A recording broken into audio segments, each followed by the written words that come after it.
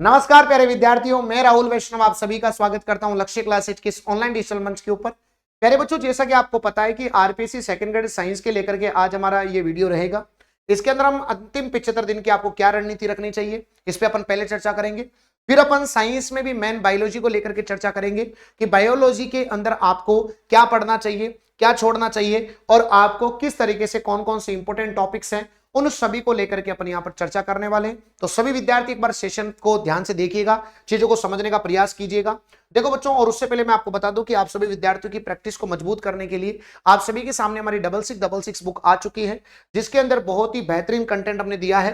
Physics, chemistry, bio तीनों एक ही book के अंदर आपकी कवर है। शिक्षण विद्या में इसी में कवर है। ऑल इन वन किताब है प्यारे बच्चों, और अभी इस पे कूपन कोड भी लग रहा है। इसकी जो प्राइस है 599 है, ये नहीं होकर के 449 है। अब 449 भी नहीं होकर के आप सभी विद्यार्थियों के सामने इसमें कूपन कोड लगाना है राहुल 10 कूपन कोड लगाते 10% का एक्स्ट्रा डिस्काउंट आपको यहां पर मिल जाएगा। ये 6666 बुक है, बहुत अच्छी और फ्री होम डिलीवरी है। एप्लीकेशन से और नजदीकी बुक स्टोर से आप इसको ऑर्डर कर सकते हैं। बहुत अच्छी प्रैक्टिस बुक है, टॉपिक वाइज एमसीक्यूज इसके अंदर हमने संकलित किए हैं। आइएगा, देखो बच्चों, आज के सेशन के मुख्य बिंदु हमारे जो रहेंगे वो आपको याद रहना चाहिए कि आपको पता है कि 75 दिन का आपके पास समय है और 75 दिनों के अंदर आपको जो है अपनी चीजों को बेहतर करना है। तो उसके लिए देखो, सिलेक्शन वर्सेस रिजेक्शन की मानसिकता को समझना चाहिए आपको। इन 75 दिनों के अंदर आपको जो है डू एंड डाई वाला मैच होगा। आपको क्या करना पड़ेगा, या तो आपका सिलेक्शन होगा या रिजेक्शन होगा। तो इन चीजों को आपको समझना पड़ेगा, वर्तमान के पैटर्न को देखना पड़ेगा। आपको विषयवार रणनीति आपको क्लियर करनी पड़ेगी, जैसे बायोलॉजी हो गई, केमिस्ट्री हो गई, फिजिक्स हो गई। इनकी स्मार्ट अप्रोच आपको लगानी पड़ेगी बच्चों। जैसे तीनों तो सब्जेक्ट किसी के भी मजबूत नहीं होते मेरे भाइयों, तीनों किसी के भी मजबूत नहीं होते, तो आपको इनमें से कोई भी दो सब्जेक्ट को आपको मजबूती रखनी पड़ेगी। ये सबसे इंपॉर्टेंट है। क्या पढ़े, हाई वेटेज सब्जेक्ट, इन पे भी अपन बात करेंगे। सबसे ज्यादा प्रश्न किसके आते हैं उनको अपन यहां पर कवर करेंगे कि अपने सबसे ज्यादा प्रश्न किस किस सब्जेक्ट के आते हैं। क्या छोड़े, छोड़ना भी जरूरी है। पेपर में सब कुछ नहीं पढ़ना होता। आप देख रहे हैं कि कट ऑफ भी बहुत कम जा रही है। लोगों के फर्स्ट पेपर के अंदर 40% नंबर नहीं आ रहे हैं। तो इसका मतलब क्या है कि सब कुछ पढ़ने वाला बच्चा जो है वो सेलेक्ट नहीं होता। पढ़ना क्या है और साथ ही साथ छोड़ना क्या है, वही सिलेक्शन करवाता है। तो चलिएगा, अनावश्यक विषयों पर, अनावश्यक विषय मैंने इसलिए लिखे, इसके अंदर बहुत सारे विषय ऐसे हैं जिन पर मैं अभी बताऊंगा आपको, जिन पर फालतू में टाइम पास करने का मतलब नहीं है आपको। इसके लिए ये सेशन रखा गया है।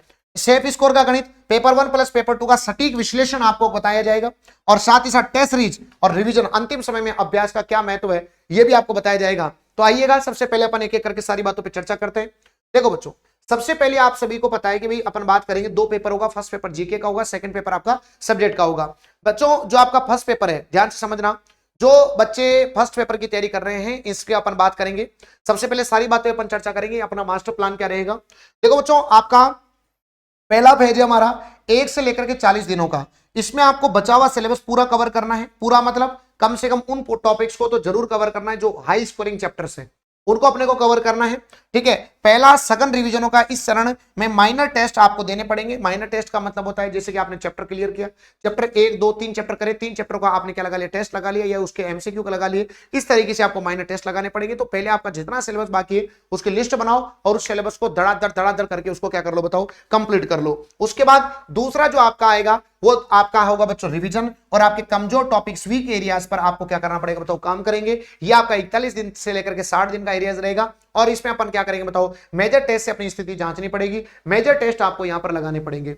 उसके बाद नंबर 3 है आपका 61 से लेकर के 75 दिन का टाइम। इसके अंदर अपने को केवल और केवल आपको फुल लेंथ मॉक टेस्ट लगाने पड़ेंगे। साथ ही साथ जितने 2011 से लेकर के 2025 तक जितने पेपर हुए हैं सबके पीवाईक्यूज का आपको अभ्यास करना पड़ेगा, ताकि आप तनाव मुक्त रहें और आपको कॉन्फिडेंस रहे। तो 3 स्टेज में अपन ने बांटा। सबसे पहला तो आप अपना सिलेबस कवर करो और टॉपिक वाइज क्या करते रहो, बताओ, एमसीक्यूज लगाते रहो। दूसरे स्टेप के अंदर आप क्या करेंगे, बताओ, केवल रिवीजन करेंगे, अपन मेजर टेस्ट लगाएंगे, रिवीजन करेंगे, और जो आपको पता है कि भाई आपका वीक एरियाज है उनको कवर करेंगे, और जो आपने जैसे फॉर्मूला एक साथ लिख लिए, रिएक्शन एक साथ लिख ली है ना, वो अपन करेंगे। और लास्ट वाले पेज में केवल और केवल फुल लेंथ टेस्ट लगाएंगे और पीवाईक्यूज लगाएंगे। ये हमारे 3 स्टेप हो गए जो कि आपको 75 दिन के प्लान के अंदर आपको कवर अप करना है। ये सबसे पहला प्लान है। अब गुरुजी देखो, सबसे पहले क्या पढ़ना है वो तो मैं आपको बताऊंगा इसे। अब देखो, सबसे पहले जीके में तो आप सभी को पता है भाई, जीके में तो सब बराबर है बच्चों। जीके में तो आप जितना पढ़ोगे ना उतना ही कम है।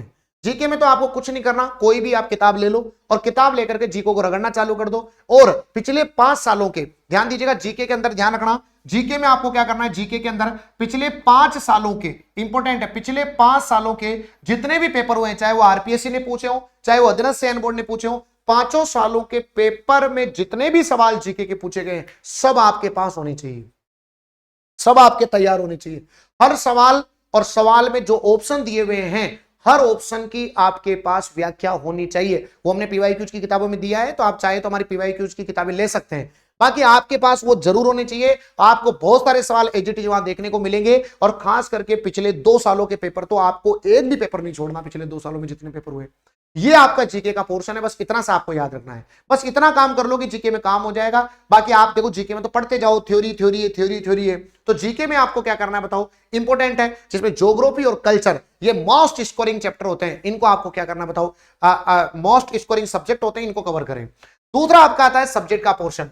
क्या पढ़े, तो आपको पता है बायोलॉजी में अपन बात करें 11th 12th में आपके बच्चों बेसिक्स है, जिसमें आपका ह्यूमन आ गया, human and plant physiology, genetics हो गया, सेल बायोलॉजी, ये सबसे स्कोरिंग चैप्टर होते हैं। केमिस्ट्री की बात करें तो पीरियोडिक टेबल हो गया, केमिकल बॉन्डिंग हो गया, कोऑर्डिनेशन हो गया, compounds S and P block हो गया, ये आपके कंप्लीट करने हैं। ऑर्गेनिक केमिस्ट्री की जो बेसिक रिएक्शन होती है वो, फिजिक्स में आप मैकेनिक्स पढ़े हैं, है ना, ऑप्टिक्स पढ़े, थर्मोडायनेमिक्स पढ़े, मैंने आपको बता दिया। इनमें से सीधे फॉर्मूला आधारित आपके प्रश्न आते हैं। सीधा सीधा आएगा कि विद्युत क्षेत्र की तीव्रता क्या होती है, तो विद्युत क्षेत्र की तीव्रता क्या होती है, तो एफ अपॉन क्या हो जाएगा बताओ, सी। आपको पता होना चाहिए F upon Q. F upon Q किसी भी एकांक क्षेत्र, किसी भी एकांक आवेश पर लगने वाला बल विद्युत क्षेत्र की तीव्रता कहलाता है, ई वेक्टर। तो ये आपको सीधा सीधा फॉर्मूला बेस यहां से सवाल पूछा जाता है ना। टीचिंग मेथड में अपन बात करें तो टीचिंग मेथड को भी आपको बिल्कुल इजी होता है। टीचिंग मेथड तो बच्चों आप आराम से टीचिंग मेथड को पढ़ सकते हैं, कोई कठिन बात भी नहीं है। टीचिंग मेथड स्कोरिंग होता है, तो आप अगर जीके को मैं जो मैं आपको बताया है वो जीके में कर लेते हो, टीचिंग मेथड को स्कोरिंग कर लेते हो, इन तीनों में से कोई भी 2 स्कोर कर लेते हो, आपका काम बन जाएगा। क्योंकि कट ऑफ इतनी जा रही है, क्योंकि पेपर का लेवल बहुत ज्यादा हाई आ रहा है, तो इतनी कट ऑफ जा रही है।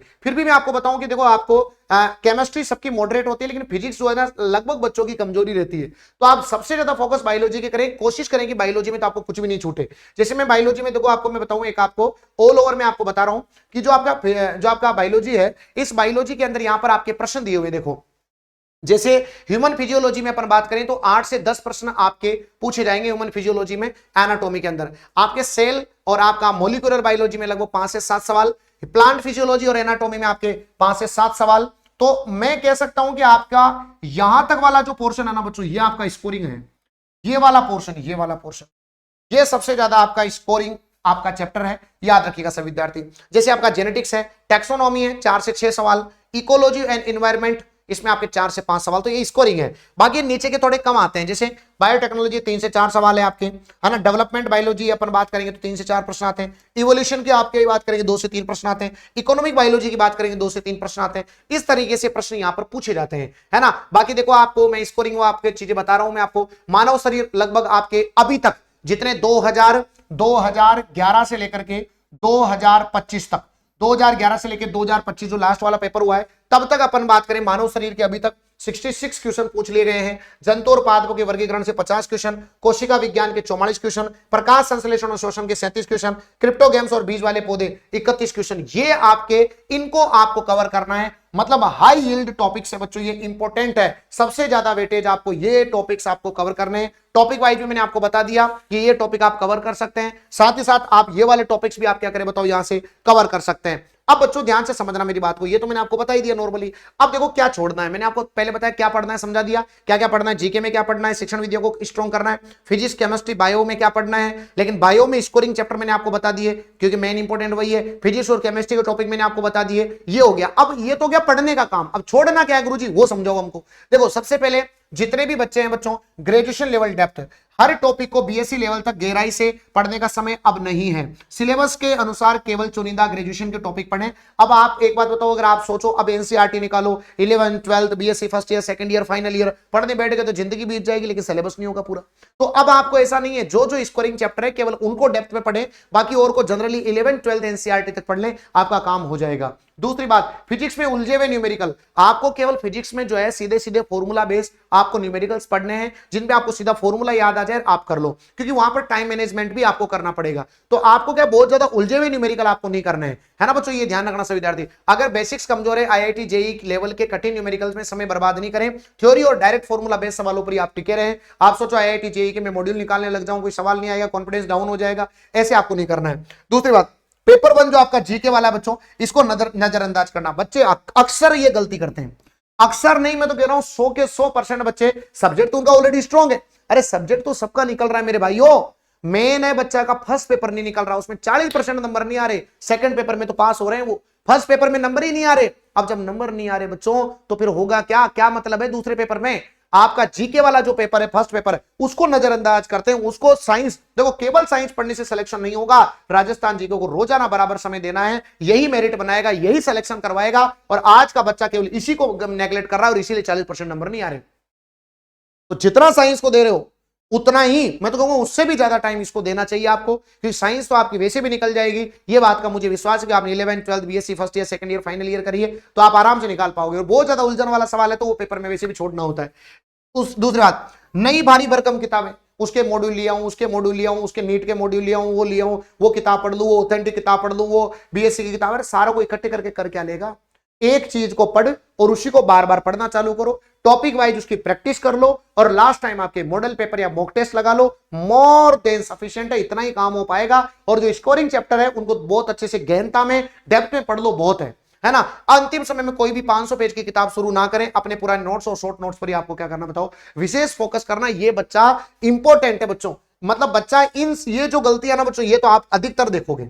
मतलब तो आज के सेशन के अंदर मैंने आपको बताया सबसे पहले कि आपको क्या पढ़ना है जीके में, क्या पढ़ना है आपको सब्जेक्ट में, सब्जेक्ट के टॉपिक्स आपको मैंने बताए, बायोलॉजी के स्पेशल टॉपिक बताया कि वो स्कोरिंग होता है। फिर मैंने आपको कुछ गलतियां जो बच्चा स्टूडेंट करता है वो मैंने आप सभी को बताया। अब देखो बच्चों, अब आपके पास क्या है, लास्ट टाइम देखो, एक तो ये मॉडल पेपर है, ये पूरे मॉडल पेपर मैंने 10 मॉडल पेपर बनाए हैं, फिजिक्स केमिस्ट्री बायो, इसमें पूरा कंप्लीट है, मतलब जैसा आपका पेपर आता है ओरिजिनल ऐसे 10 मॉडल पेपर है। लास्ट में इसमें ओएमआर अटैच किए, एप्लीकेशन से आप इसको ऑर्डर कर सकते हैं।